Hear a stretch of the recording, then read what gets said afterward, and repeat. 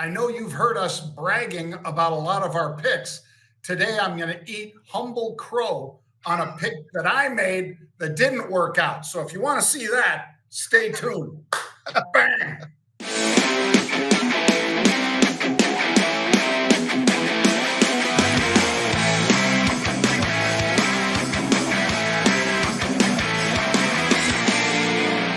It's official. Ladies and gentlemen, it's official. It's official. And Well, don't forget, Pete, John was if dragging they us want- down a rabbit they hole. want a book yeah. on options. You can't get a better book than this. The #1 business bestseller. It's not an option. And look, this ain't no pamphlet. You see a lot of these guys, Pete, that are putting out, oh, I got a book on options. Oh, do you really? Well, Pete and I have 4 of them. And by the way, Pete, this one is 245 pages long.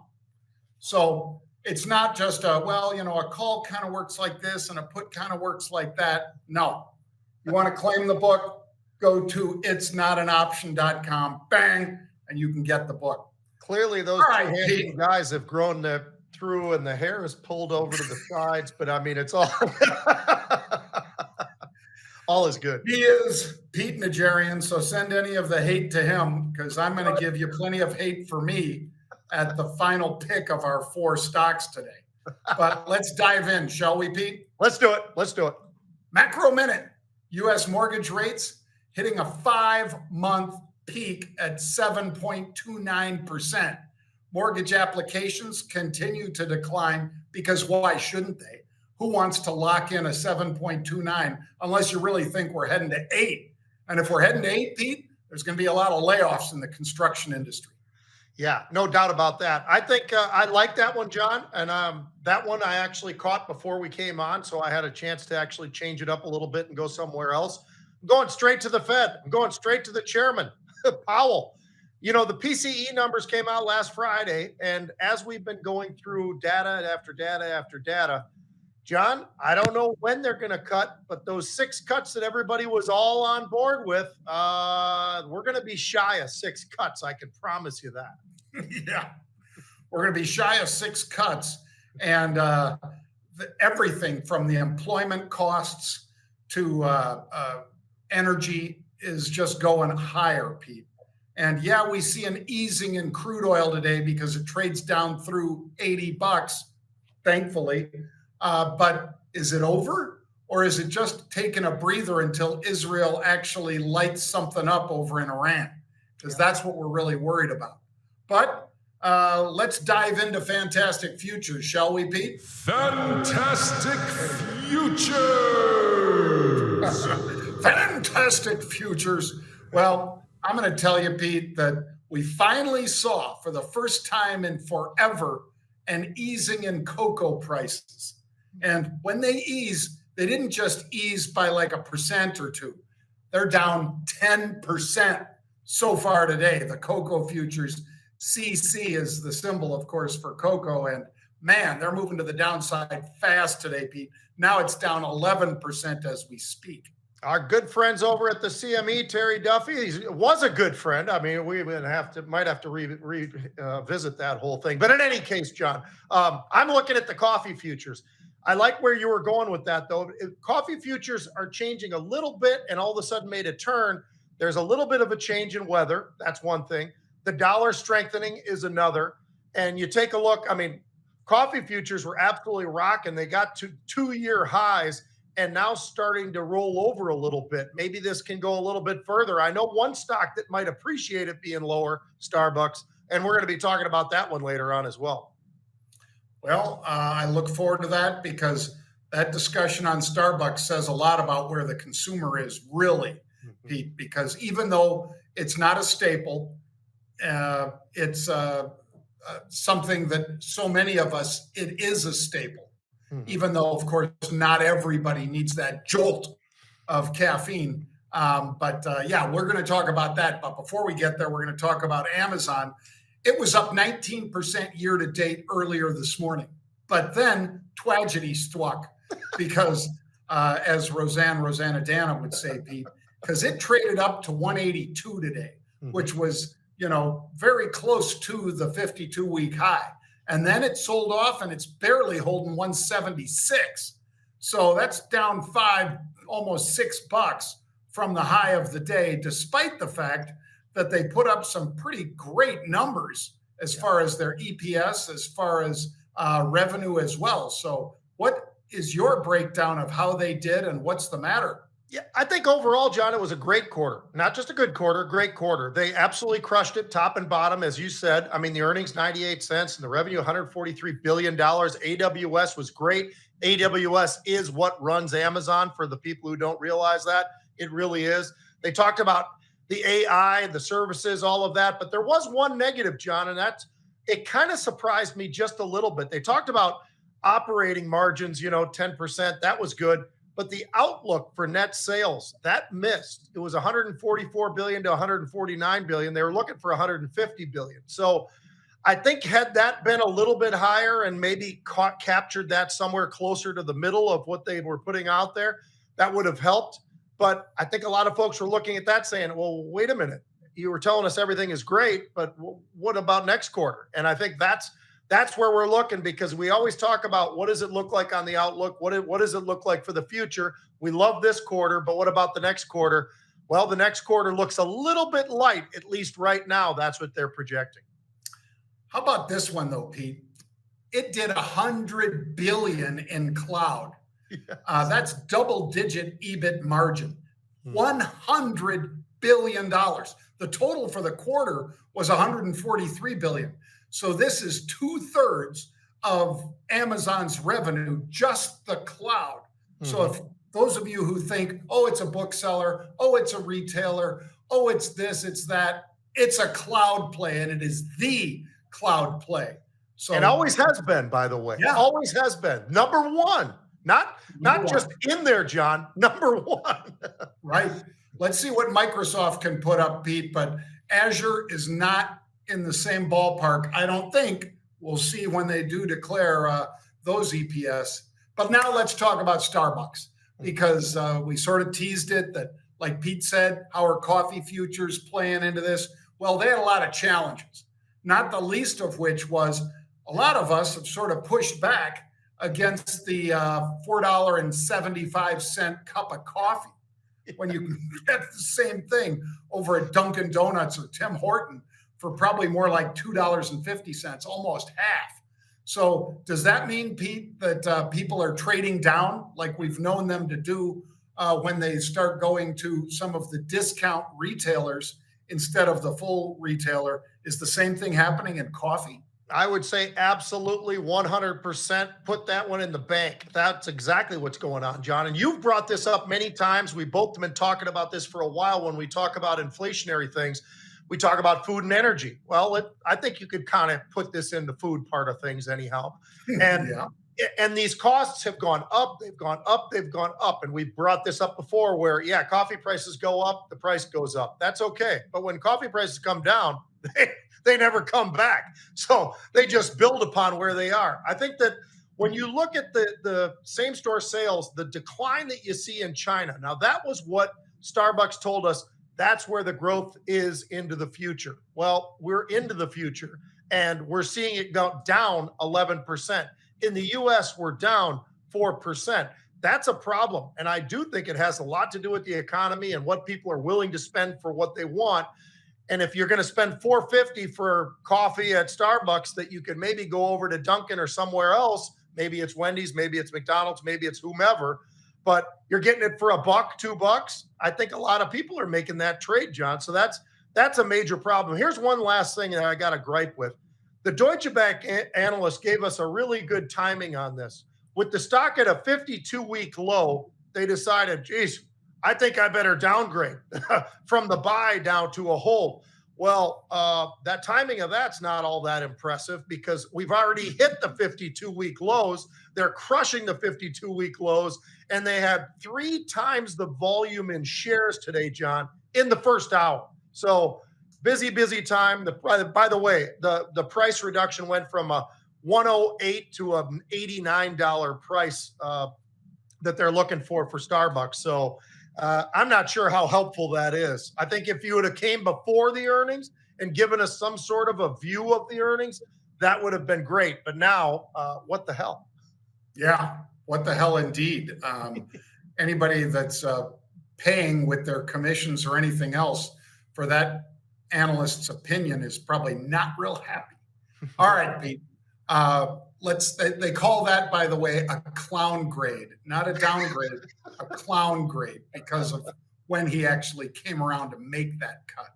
All right, CVS Health declined due to missing their Q1 estimates, and they lowered guidance going forward, and increased medical costs are impacting their Medicaid business. That's pretty much a triple, Pete. I mean, if you have all three of those things going against you, that can't be good. And indeed, it is not good. This stock is getting clocked. And by the way, Pete, I believe, I can't swear by it, but I know there's a bunch of locations that have been closed here in Puerto Rico. I think CVS Health is leaving the island. So they're abandoning yet another spot. And meanwhile, there's a Walgreens, just like everywhere else in the country, on nearly every corner.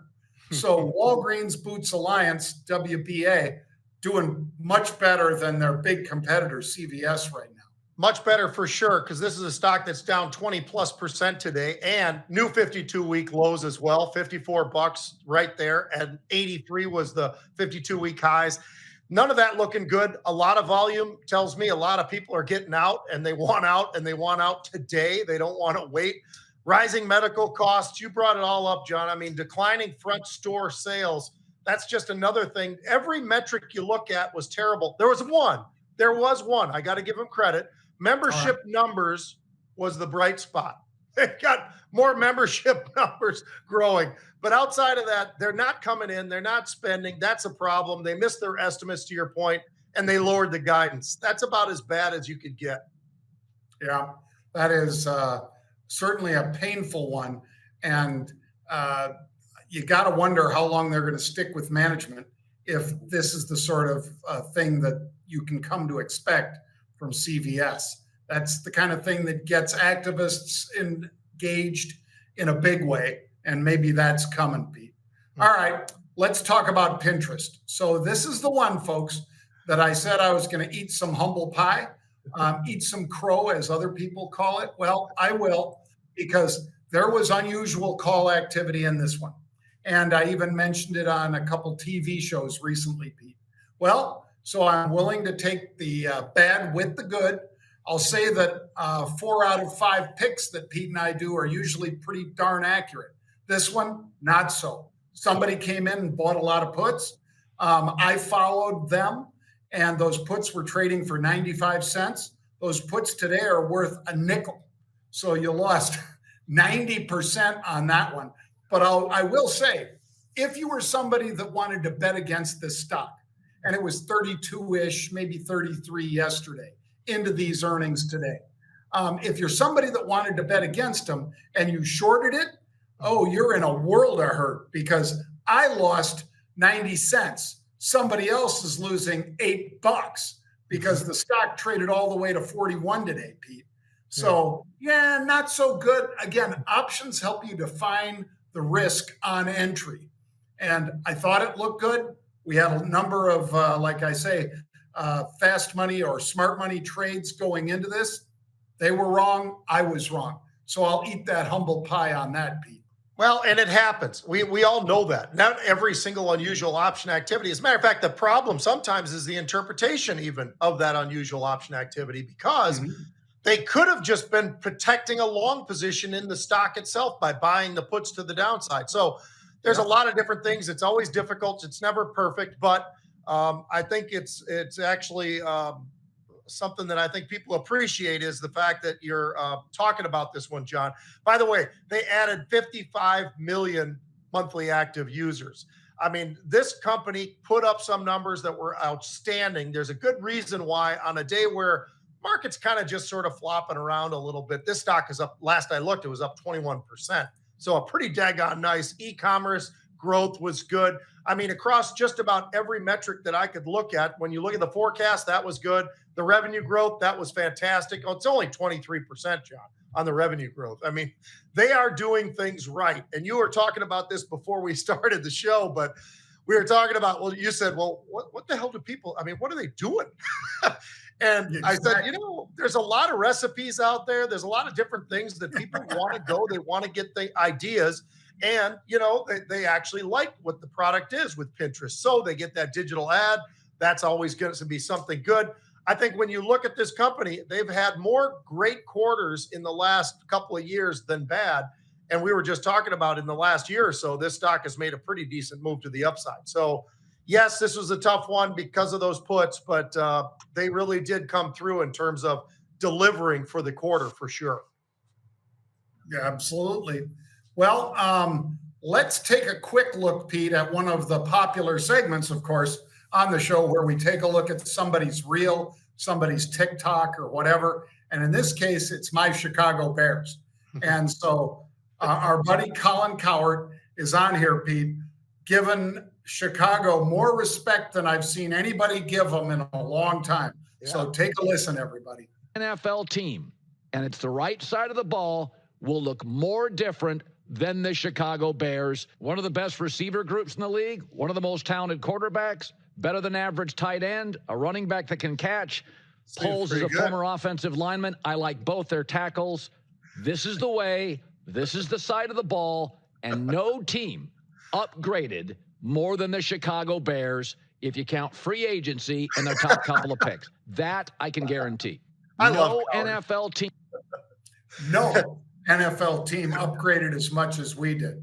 So I tell you what, that's maybe the fact that we made those free agent signings, Pete, was one of the reasons we stopped hearing Caleb Williams and his camp complain about going to the Bears, because the Bears weren't the worst team in the league last year. They got that by virtue of the trade with Carolina that made one of the worst trades in history, going for Bryce Young over C.J. Stroud. They wanted to move up, so they gave the Bears their couple first-round picks, Pete. Well, our buddy David Tepper, not as smart as he thought. But that certainly helped the Bears build a much better team, starting with last year and now into this year. And then you talk about free agents. I think Colin is exactly right, Pete. I think they have upgraded in a big way. I think Detroit actually has upgraded in a big way. I think the Minnesota Vikings have done well. I think Green Bay has done well. I think it's going to be a very competitive division. I mean, that North is going to be pretty stacked up. Now, does it mean that they're going to be perfect and they're going to have like this playoff run and everything else? I'm not so sure about that, because any rookie quarterback, it's always difficult. Once in a while, they get that something going, but it's going to be a little bit of a challenge because, as we know, John, what is it? I think about 18% of first-round draft pick quarterbacks actually have success. I mean, it's just underneath 20% or something like that. So could Caleb be great? He could. Are the odds against him? Yeah, the odds are against him, because I just told you it's only 18% of them. And we had 6 quarterbacks go pretty early in this draft. So 1 or 2 of them probably will have success, and then the rest probably not. And we've seen that time and time again. Just think Sam Darnold, 3rd pick in the draft to the Jets a few years ago, and he's already on his 4th team with the Minnesota Vikings. But anyway, how about a little bit of sports, John? And why don't we hit the baseball side of it just for a second? Major League Baseball, I find to be very, very interesting, and I've got something sort of shocking for you probably. So I was looking, because I always find this curious. People think money buys everything, right? Money buys victories, money buys this, money buys that. It's really not all that true, especially when it comes to Major League Baseball. So how about this little bit of a shocker, so to speak. Baltimore, there are 30 baseball teams in MLB, okay? Baltimore has number 27 in payroll. They're 19-10. Cleveland is number 28 in payroll. They're 19-10. These 2 teams right now are some of the best teams in all of baseball. As a matter of fact, if you're just kind of wondering, Baltimore is in front of the Yankees. You know why? Because they beat them in the last 2 games. They beat them 2-0, and they beat them 4-2. And they've got 1 more coming up. So there's a lot going on. Now, here's the one difference. When you look at Baltimore, it's all because of bats. They're number 1 with home runs. They're number 2 in RBIs. When I look at Cleveland, they're just doing it all on the pitching side. Their ERAs, their strikeouts, they're only giving up 26 home runs total. I mean, they're doing everything right on the defensive side of the ball, if you want to say that about baseball. So I find it really interesting. But on top of all that, John, kind of hidden behind the scenes a little bit because everybody's talking about the gambling issue. How about Ohtani? I think Shohei Ohtani is still playing pretty well. And, he's not pitching this year because he's got to rest that arm, do all this stuff. But 19 RBIs, 7 home runs. He's top 10 in batting average. He's only batting 336. I mean, the guy is doing absolutely everything. And, John, of their first 5 batters, 4 of them are batting over 300 right now for the Dodgers. So I'm kind of going on both sides of it because the Dodgers have a pretty big payroll, but I can tell you this, they're actually getting production out of what they're paying out there, but it makes it fun. I know you and I kind of kick around baseball. I was a little tough on your Sox last week, but maybe that was rightfully so actually, because they're still struggling.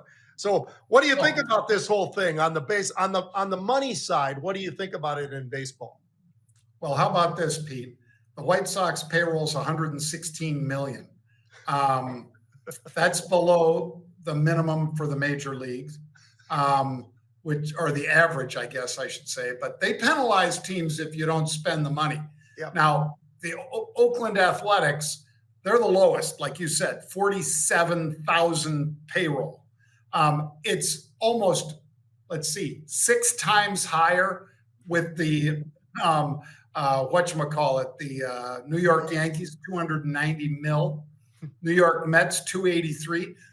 The reason some of those teams pay isn't just to win, Pete. It's to put butts in the seats. Yep. Because, that gate is your gate, meaning the people pay going through the turnstiles. That's your money. Those, skyboxes and everything else that both of those New York teams can sell. Then you look at things like you said, Baltimore, 91 million. So in other words, the Yankees and the Mets have triple their payroll, triple. And they're not winning in nearly the same fashion. So you're right. Moneyball is right. It doesn't matter about payroll. It matters about on-base percentage.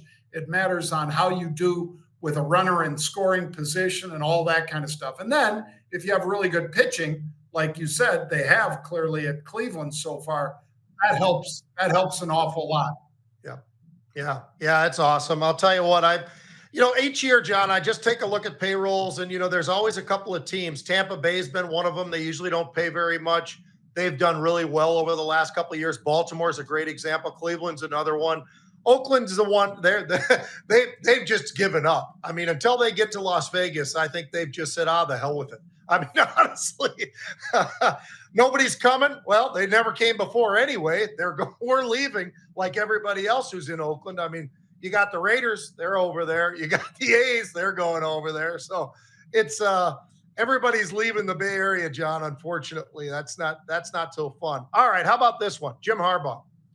He is building something like we have not seen, except for with Jim Harbaugh in the past, where he built up a program at San Diego. He built up a program with Stanford. He built up a program with the 49ers. All he did was bring him to the Super Bowl. Then he goes back to Michigan.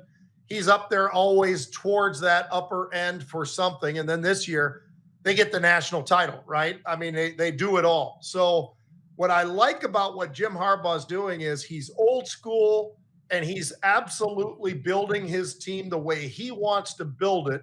And obviously, when he had his conversations with them, they must have said, all right, well, what do you want to do? What would you do differently? And he's going to probably say, everything I've done in the past is what I'm going to do here. I'm going to get tight ends. I'm going to get running backs.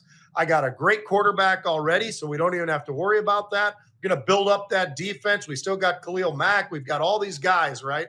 I mean, this is a loaded team that only won 5 games last year. And why was that? Well, probably needed some help on the offensive line. Okay, bingo. You just got the best offensive lineman maybe in the last 5 or 10 years in Joe Alt. And he'll be there for the next 5 or 10 years playing right tackle, John. They drafted in defensive side. They drafted 4 guys in the 3rd round. They got one. The 4th round, they got one. The 5th round, they've got 2 more. They've got a couple of cornerbacks. They've really fortified everything. But here's the best part. They love tight ends. he loves tight ends. He will have an offense out there with 3 tight ends almost exclusively, right? This is the NFL. He doesn't care. He's going to do it his way, like the 49ers, like when he was there. Zach Hines from South Dakota State, John, they just signed him up. And a couple of weeks ago, we were talking about South Dakota State and all these players they put in the NFL. This kid's 6'7", 260. He's an absolute freak show athlete, tight end. And who just signed him? Well, Jim Harbaugh just signed him as a free agent. And this kid is going to be a freak. And then when I looked at the roster, they've got 6 tight ends right now on the roster, John. So he's going back to the football that he plays, that he played as a quarterback. This is Bo Schembechler all over again. What do you think? Will it work? I say yes. Oh, yeah, it'll work. Because there's, again, I'm stealing from Pete, folks, but there's so many teams that went super lightweight with fast linebackers to cover rather than to be able to get up in there and make tackles at the line of scrimmage. Mm-hmm. There are a few that can do that, and they are thumpers and they stand out. But there's an awful lot of guys that are playing at like 220, 225, Pete.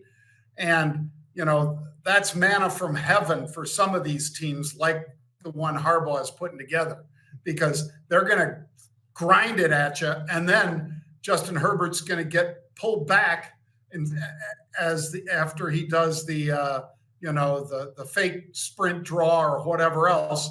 And he's going to throw it downfield and the linebackers are going to be sucked in. There'll be no help in the secondary. And I think that'll make the same sort of impact it made at Michigan. Yeah. So I don't think you can treat pros the same way you can treat college kids, even if they're getting NIL money. But I think Jim knows that. He's been in the pro game before. So I think he's going to basically make his offense. He's going to put a mark on the NFL with this offense, I think, Pete. Yeah. Well, and you know what else doesn't hurt? He's got a guy that I don't know if Harbaugh ever got a chance to throw to Jerry Rice, but he's got Jerry Rice's son on his team from USC as well. So, I mean, they've got McConkey, they've got him, they've got, some of the players that they've drafted in previous years, Quentin Johnson from SMU or TCU rather. So, I mean, there are some ballers on that team, so they can still throw the football. It's not like they're going to completely abandon throwing because they got one of the best quarterbacks in all of football, but it should be pretty interesting to watch him use his style of football against a bunch of teams, to your point, with 220-pound linebackers. Good luck, guys. It's going to be a lot of fun. Nothing like our guy that you're going to have the video of for tomorrow, John. We're going to have the linebacker from North Carolina State, Pete. Yeah, that guy's a freak. We're going to show that one. And by the way, Pete, South Dakota State University, SDSU, they have become like a tight end printing press. They've got tight ends coming out, going into the pros. And that is a team that I wish, I'd never really wanted to live in South Dakota, Pete. But I might travel there to see some games because that is an exciting football team. I mean, they are doing things right at SDSU. I would love to see what they're going to do this year, but I suspect we all sort of know they're going to win. I'll tell you what, they got a great governor. Anyway, all right. Well, folks, make sure that you claim your copy by going to It's Not an Option. That's the back of the book. Here's the front. It's Not an Option.com. That's It's Not an Option.com. You can go there. All you have to do is spell it out, folks. It's Not an Option.com. There is no apostrophe, however, because they don't use that in websites. But you can claim your free copy of this book. You'll be a better investor if you do it. And even if you make a bad investment like I did in Pinterest, you can recover from it because it's a much smaller loss than you'd take if you just traded the stock, which is why we called the book It's Not an Option to Just Trade Stock Anymore. All right, we'll be back tomorrow at 1. Have a good one, everybody.